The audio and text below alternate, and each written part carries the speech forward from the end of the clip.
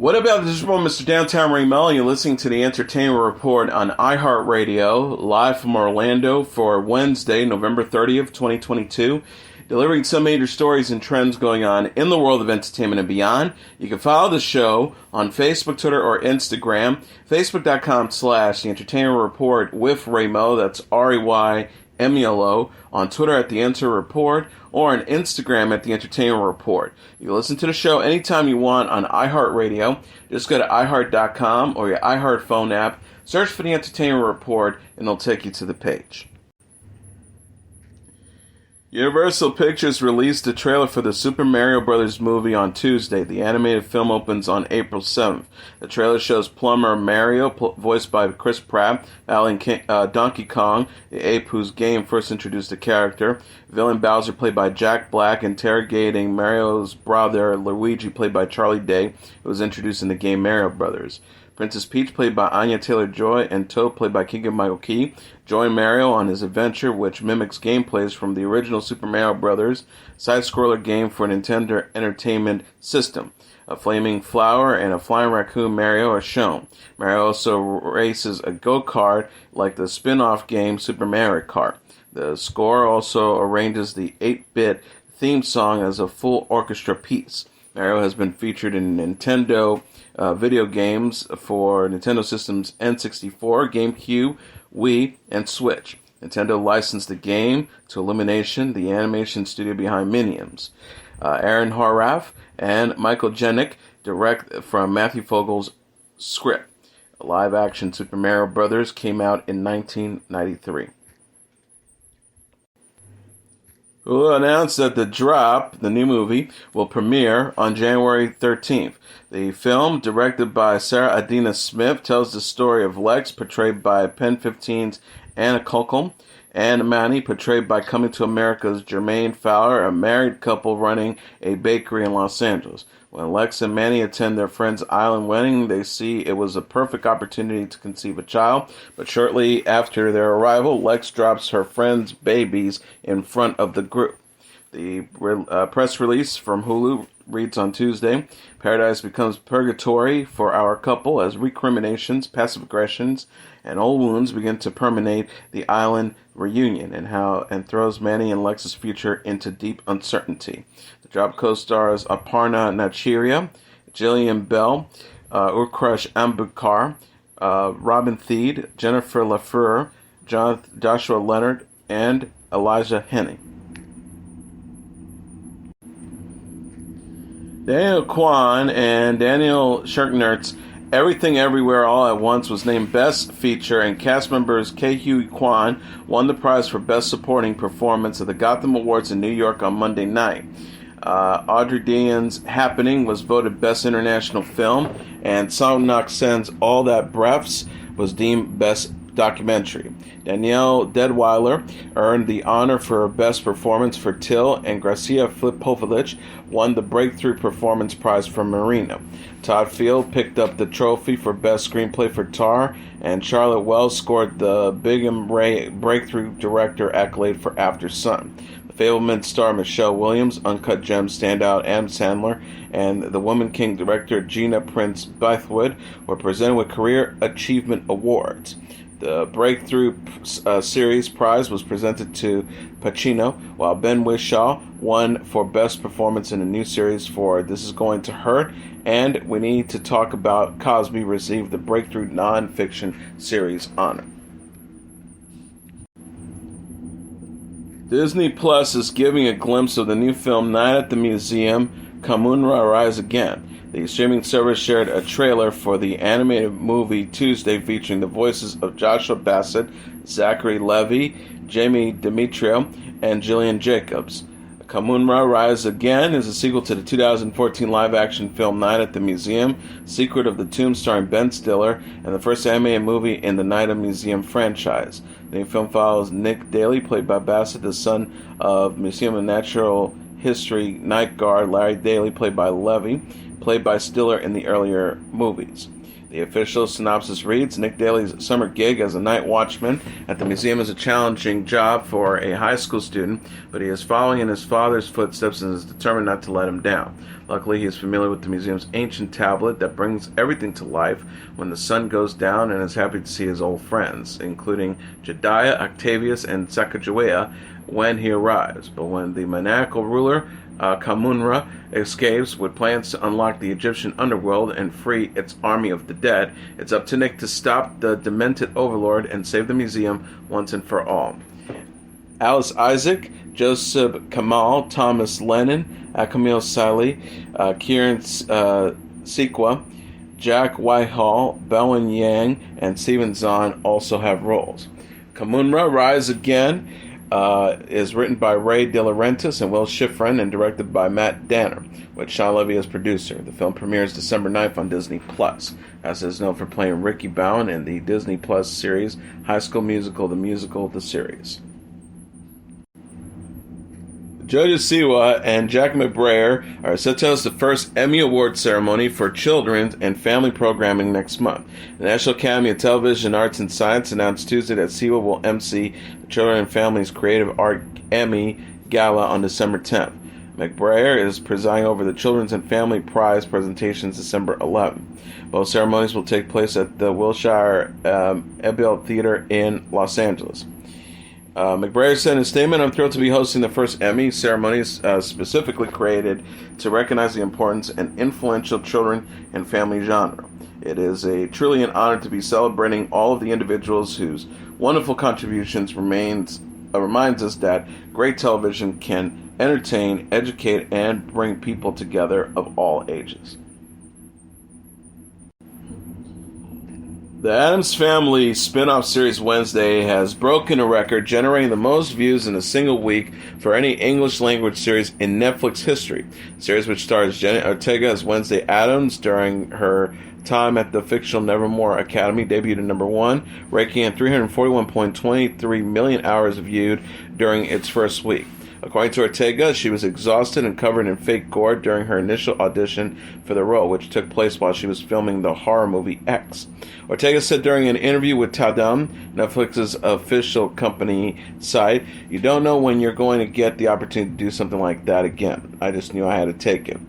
4 of the series' 8 episodes are directed by Tim Burton, and the series co-stars Fred Armisen as Uncle Fester, Catherine Zeta-Jones as Morticia Addams, and Louis Guzman as Gomez Addams. MTV released a clip of this week's episode of Cribs on Tuesday. The clip from Thursday's episode shows Spencer and Heidi Pratt showing off their crystals. Heidi introduces a waist-high crystal they bought from Spencer. Spencer adds that they were told it came from a Peruvian volcano, but later found out it was from Brazil. Second, Heidi shows off a citrine crystal, a quartz, and a lepidolite in the shape of an elephant. A Fouchette completes their crystal collection. Filmed while Heidi was pregnant with their second child, Heidi touches her belly while walking through the house. In the dining room, Heidi shows off the Martin Scholiero photographs of the couple.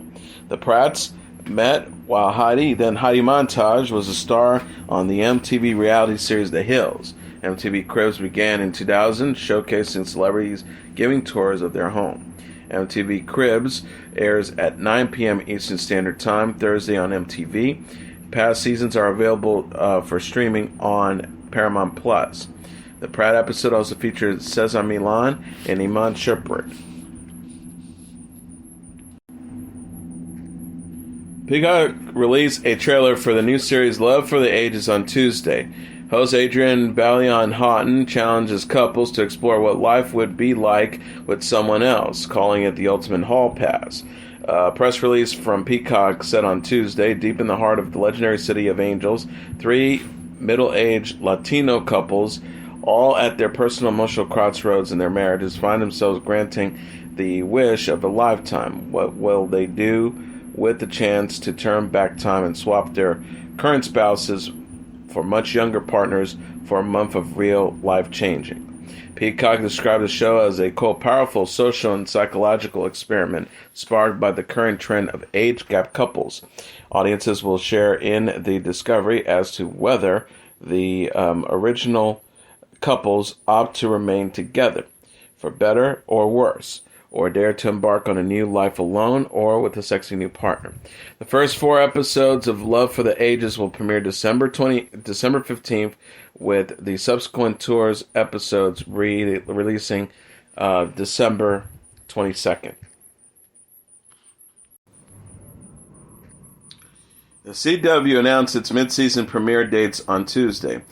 These include the movie The Winchesters 1 hour later at 9 p.m. Eastern Standard Time on Tuesday beginning January 24, following an encore episode of the series Where You're Sitting At. Following an encore episode of the series at 8. CW series will begin returning January 12 with Walker and Walker Independence at 8 and 9 p.m. Eastern Standard Time. And on January 14th, Chris Angel's Magic with the Stars and World's Funniest Animals will air October 8th and 9th, respectively.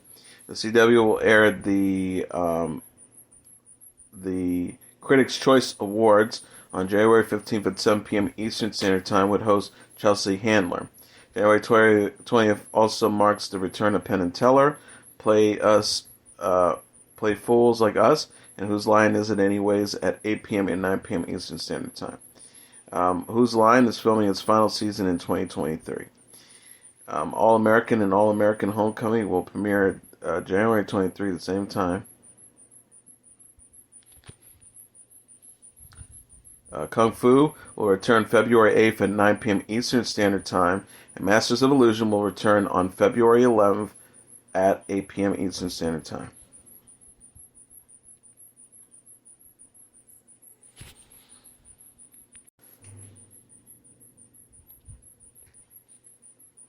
Kurtwood Smith and Deborah Jo Rupp have returned to their roles as Kitty and Red Forman in the new trailer for That 90s Show on Netflix. The trailer, released on Tuesday, sees the Forman granddaughters and friends showing up to the Forman house and hanging out in that 70s show's iconic basement.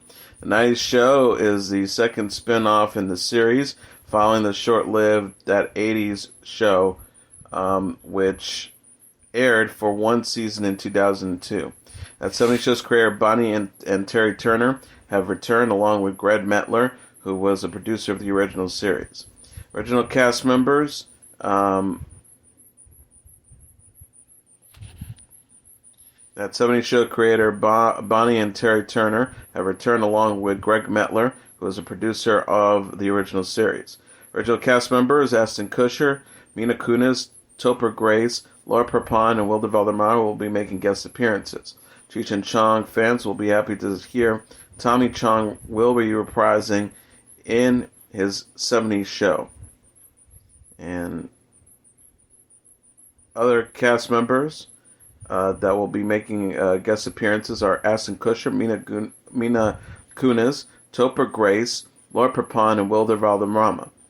Cheech and Chong fans will be happy to hear that Tommy Chong will be reprising his That 70s Show's character Leo. Other notable absents will be Danny Masterson, who portrayed Stephen Hyde in the original series. Masterson was arrested for sexual assault in 2020, and his part is scheduled to go on trial in August of this year.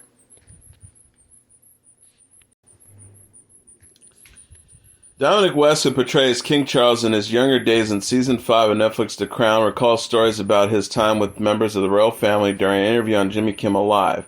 West met the late Queen Elizabeth II in 2013 while participating in the Walking with the Wounded charity project, which would see him travel to South Pole with Prince Harry and True Blood star Alexander Skarsgård. West says, "We support 3 teams of soldiers, veterans who were wounded soldiers, and we walked to the South Pole, and we walked the last 3 degrees of the South Pole." West also mentioned Prince Harry's skill as a snow sculptor built for practical purposes. West told Kimmel Harry turned out to be really very artistic in sculpturing the latrines. I remember the one camp we got to, he already been there for a long time, and he sculpted, dug out of the snow these lanterns with sort of every artistic sort of toilet roll holder. Kimmel asked, "Did you christen his latrine?" West said, West mentioned, "I certainly did," his throne. West detailed his process for creating one of King Charles' most iconic moments for the crown in 1985. Charles's film breakdancing with a group of young British youths during a charity event. While Charlie wasn't an experienced breakdancer, and the future of the king enthusiasm was praised by both Kimmel and West. West says Charlie is quite proud of his dancing, and he does a lot of Scottish dancing. The difficulty is there is no rhythm. The difficulty is that there's no rhythm. It's completely arrhythmic. So you can't sort out the trouble. I found is the music that makes you keep getting too much into the rhythm, which is a fatal mistake.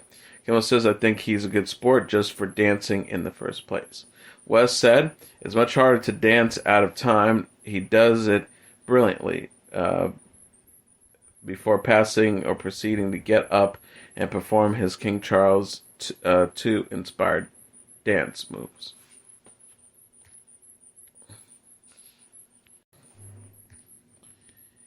AMC Networks is planning a large-scale layoffs, according to a memo sent to staff on Tuesday, the same day the entertainment company's new chief executive officer stepped down after less than 3 months on the job. In the memo, AMC's parent company, MSG Entertainment CEO James Dolan, said that the decision to lay off employees comes after significant subscriber losses due to the cancellation of cable bundles in favor of streaming or cord cutting. CNBC and Yahoo News reported.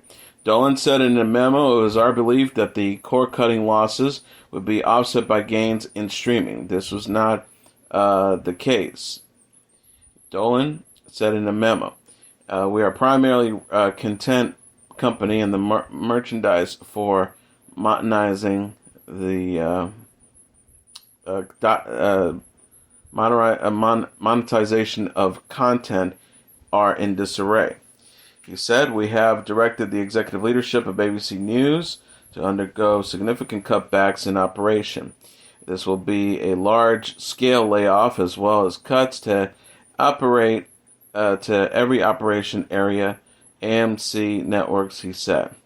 The global entertainment company pulls half of its revenue from the linear, and it's been losing customers to streaming. The global entertainment company pulls half of its revenues from the linear TV bundle, which has been losing customers to streaming service. In the period ended September 30th, AMC's network's quarterly revenue had fallen 16% to $682 million. Peacock released the first trailer for Season 2 of its unscripted competition series, Baking It, on Tuesday. The first new episode is to premiere on the streaming service December 12th. The season will include 5 hour-long episodes and 1 special. Saturday Night Live veterans Amy Poehler and Maya Rudolph host and executive produce the show. Tuesday's minute preview features Poehler and Rudolph singing, "We got cakes full of goo and beastly desserts, recipes we found in Grandma's purse. Mix it, make it, baking, whisk it, bake it, baking it, Granny's tasted it, baking it." Scarlett Johansson has signed on to star in and executive produce the Prime Video adaptation of John Krassenbach's novel Just Cause. This marks Johansson's first major television acting role. She will play a Florida reporter contacted by a death row prison inmate who insists he is innocent. No other cast members have been announced yet. Christy Hall is writing and executive producing the limited series. She previously co-developed the Netflix series I'm Not Okay With This. A 1995 film version of Krassenbach's book starred Sean Connery, Blair Underwood, Lawrence Fishburne, Ed Harris, Ruby Dee, and Kate Upshaw. Will Smith continues to express regret over slapping comedian Chris Rock for a joke he made about Smith's wife at the Oscar ceremony earlier this year. Smith told host Trevor Noah on Monday's episode of The Daily Show, "I was gone, dude. That was a rage that had been bottled for really a long time." In his first late-night TV appearance since the incident in March, Smith went on to recall how he went home with his Best Actor statuette for his performance in King George and was immediately confronted by his 9-year-old nephew about his onstage behavior at the ceremony. Smith said, "He's the sweetest little boy. He stayed up late and see his Uncle Will. We were smiling in the kitchen. Okay, he's on my lap holding the Oscar and asked him, 'Why did you hit that man, Uncle Will?' Smith responded, 'It was a mess. I don't want to go too far into it to give people more to misunderstood.'" The Independence Day Men in Black icon, who always had a nice guy reputation, said he understands his attack on Rock was shocking. He added that he was, quote, "going through something that night, but doesn't justify my behavior at all. Hurt people. That's not who I want to be." Smith publicly apologized for his actions, but has been banned for 10 years from attending the Oscars. He will soon be seen in the movie Emancipation.